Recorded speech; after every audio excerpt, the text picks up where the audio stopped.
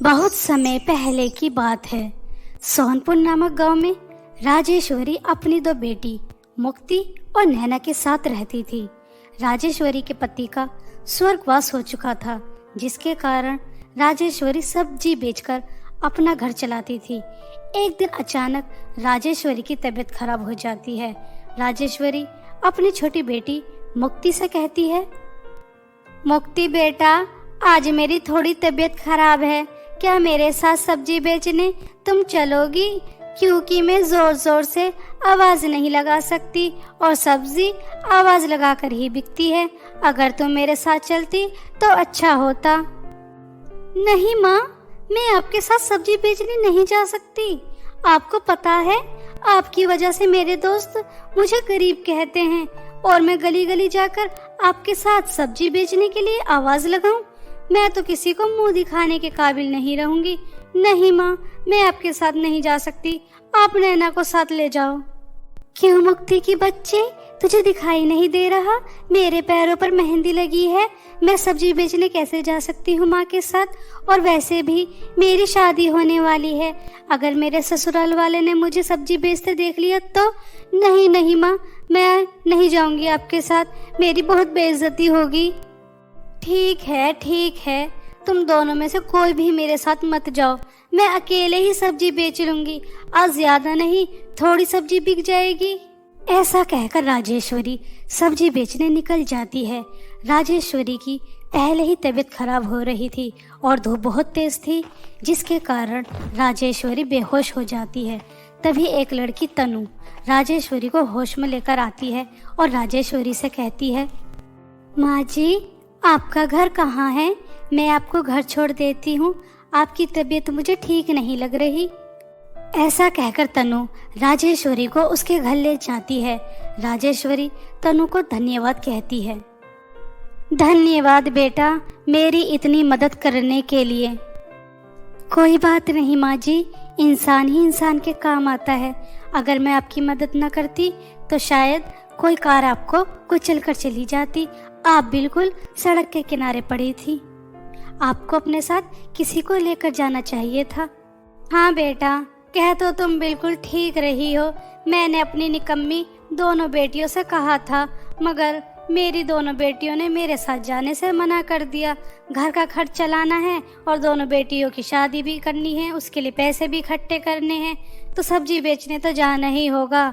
घर में कोई और कमाने वाला भी तो नहीं है बेटा। ठीक है माँ जी, अब मैं चलती हूँ। ऐसा कहकर तनु आ जाती है।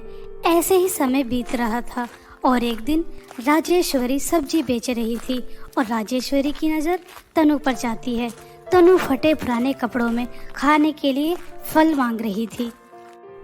फल वाले भैया, मैंने 2 दिन से कुछ नहीं खाया, कृपया करके मुझे खाने के लिए फल दे दीजिए। तनु एक एक कर सबसे मांग रही थी, लेकिन कोई भी तनु को कुछ भी खाने के लिए नहीं दे रहा था। तभी राजेश्वरी तनु के पास जाती है और तनु से कहती है, क्या हुआ बेटा, तुम क्या मांग रही हो?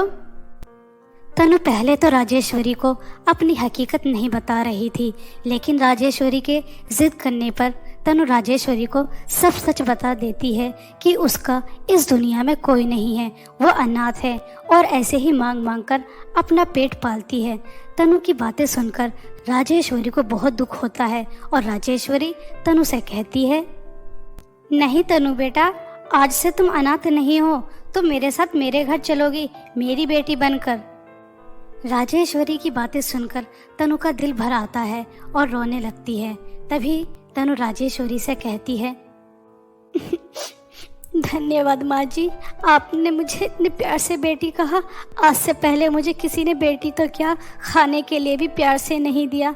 मैं आपकी बहुत सेवा करूँगी, आपकी बहुत सेवा करूँगी। मैं आपको कभी शिकायत का मौका नहीं आने दूंगी माँ जी। तनु बेटा, ऐसे नहीं रोते, चलो मेरे साथ घर। ऐसा कहकर राजेश्वरी तनु को अपने साथ घर ले जाती है। मुक्ति और नैना को भी बताती है कि आज से तनु इस घर में रहेगी, इस घर की बेटी बनकर। मुक्ति और नैना को बहुत गुस्सा आता है कि कोई अनाथ लड़की इस घर में क्यों रहेगी। कुछ समय तो बीत जाता है, लेकिन कुछ दिनों बाद मुक्ति नैना से कहती है, नैना, इस अनाथ लड़की का कुछ तो करना पड़ेगा। मैं इसे एक दिन और बर्दाश्त नहीं कर सकती। बहुत दिन हो गए, बस माँ को तो कोई और दिखाई देता ही नहीं है। बस तनु तनु, जैसे हम उनकी बेटी हैं ही नहीं। नैना कुछ सोच, हमें इसे इस घर से निकालना होगा। हाँ मुक्ति, तो कह तो बिल्कुल ठीक रही है।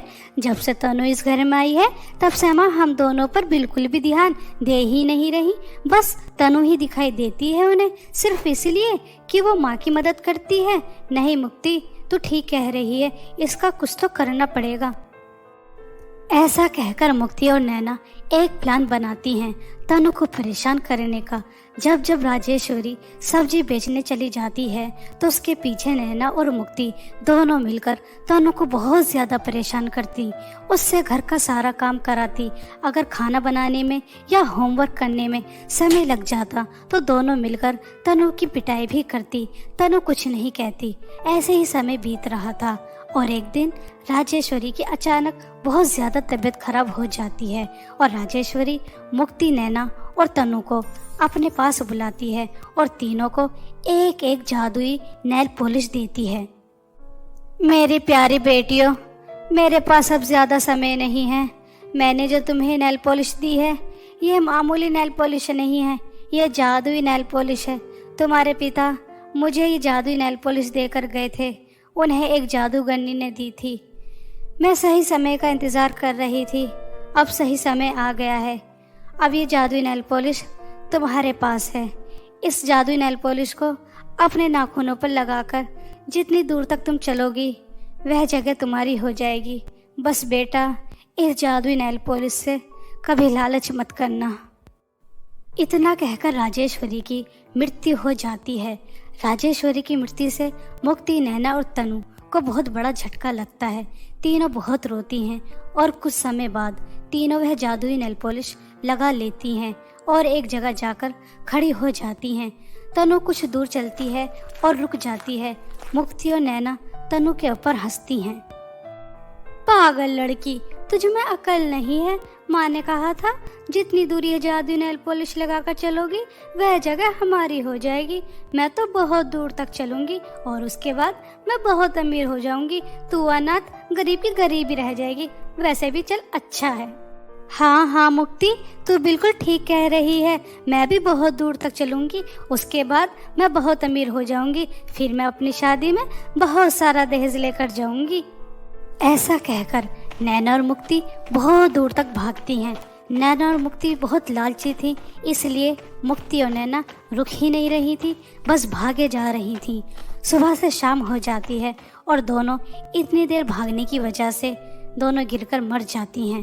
तनु के जितने हिस्से में ज़मीन आती है उसमें वह एक कॉस्मेटिक की दुकान खोलती है और उससे बहुत पैसे कमाकर बहुत खुशी खुशी रहने लगती है और बहुत से अनाथ लोगों की भी मदद करती है। अगर ये कहानी आपको अच्छी लगी हो तो ज़रूर लाइक करें और हमें कमेंट करके ज़रूर बताएं कि आपको ये कहानी कैसी लगी। ऐसे ही नई कहानियों के लिए हमारे चैनल को सब्सक्राइब करें।